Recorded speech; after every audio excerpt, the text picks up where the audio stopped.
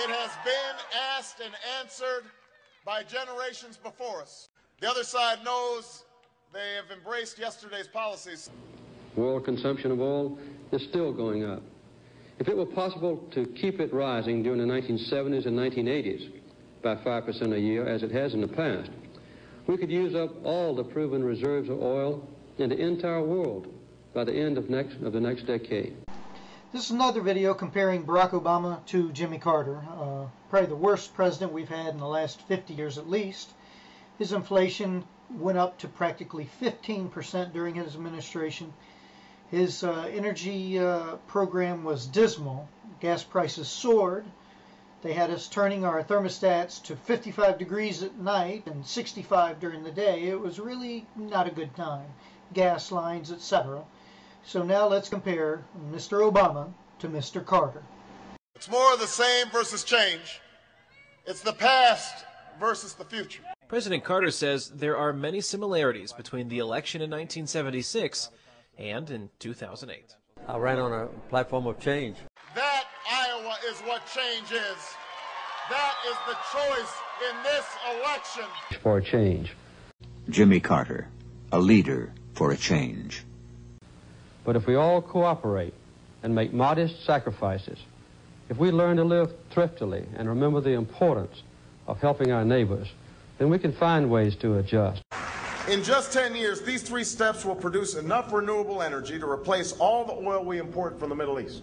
The amount of energy being wasted, which could be saved, is greater than the total energy that we are importing from foreign countries.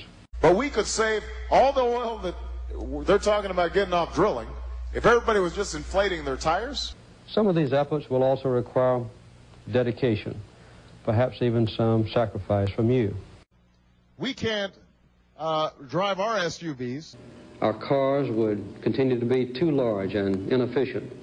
And, eat as much as we want and keep our homes on, 72 degrees at all times. Simply by keeping our thermostats, for instance, at 65 degrees in the daytime and 55 degrees at night, we could save half the current shortage of natural gas.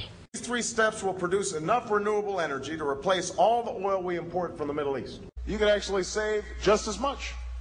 There is no energy policy that we can develop that would do more good than voluntary conservation. Finally, I will call on businesses and government and the American people to meet the goal of reducing demand for electricity 15% by the end of the next decade. Now, this is by far the fastest, easiest, and cheapest way to reduce our energy consumption. It will save us $130 billion on our energy bills. Our emphasis on conservation is a clear difference between this plan and others which merely encouraged crash production efforts.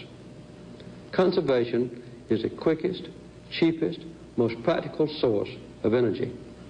Conservation is the only way that we can buy a barrel of oil. Now, this is by far the fastest, easiest, and cheapest way to reduce our energy consumption. Is the quickest, cheapest, most practical source of energy. $1,000 tax cut to help families. This year, the one-time tax benefits to the average family of 4 with $10,000 in income will be $200. I believe we should give every working family in America a $1,000 energy rebate. These one-time tax rebates are the only quick, effective way. We will monitor the accuracy of data from the oil and natural gas companies for the first time so that we will always know their true production. Telling the oil companies to drill on the 68 million acres they currently have access to but haven't touched. Supplies, reserves, and profits. Of the record profits that the oil companies are making right now. But we will not let the oil companies profiteer. As we break the grip of foreign oil. To cut in half the portion of U.S. oil which is imported. So these are all some short-term steps that we could take right now to provide families some immediate relief. It will lead to some higher costs and to some greater inconvenience for everyone. But the sacrifices can be gradual, realistic, and they are necessary. Rapidly as they are. So could these high prices help us? I think that I would have preferred a gradual adjustment. Now, I won't pretend that the goals I've laid out are going to be easy. I won't pretend that we can achieve them without sacrifice or without cost or without contributions from every American citizen. I can't tell you that these measures will be easy, nor will they be popular. The payoff from these investments in renewable energy will be renewable energy jobs. That we must start now to develop the new, unconventional sources of energy that we will rely on in the next century. Create new wind energy manufacturing jobs. Along with that money that we transport overseas, we will continue losing American jobs. If we fail to act soon, we will face an economic, social, and political crisis that will threaten our free institutions. And I will say that achieving them is absolutely necessary if we want to keep America safe and prosperous in the 21st century. Because we are now running out of gas and oil. Only to realize that we don't have enough for a few years, much less for a century. The oil and natural gas that we rely on for 75% of our energy are simply running out, and it's likely to get progressively worse through the rest of this century. We must prepare quickly. In spite of increased effort, domestic production has been dropping steadily at about 6% a year. Imports have doubled in the last 5 years, and our nation's economic and political independence is becoming increasingly vulnerable. Unless profound changes are made to lower oil consumption, we now believe that early in the 1980s, the world will be demanding more oil than it can produce. The world now uses about 60 million barrels of oil a day, and demand increases each year about 5%.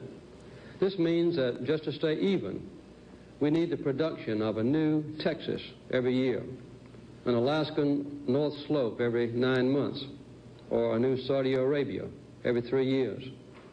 Obviously, this cannot continue.